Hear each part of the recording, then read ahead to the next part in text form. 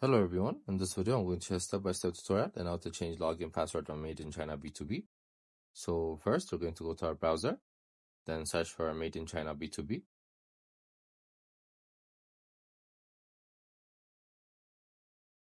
Then we're going to click on the first link. Then again we're going to click on account section. We have to sign up for this process.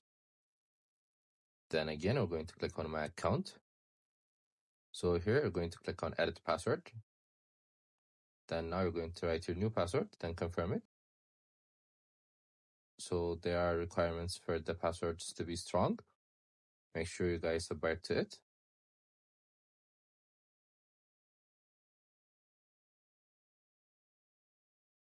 As you can see, all is green, which means it's basically a strong password per their requirements.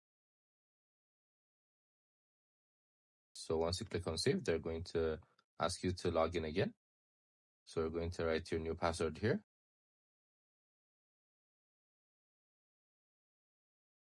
Then once you're done, you're going to click on sign in. That's how you do it. I hope you guys liked this video. Subscribe for more, like for more, share for more.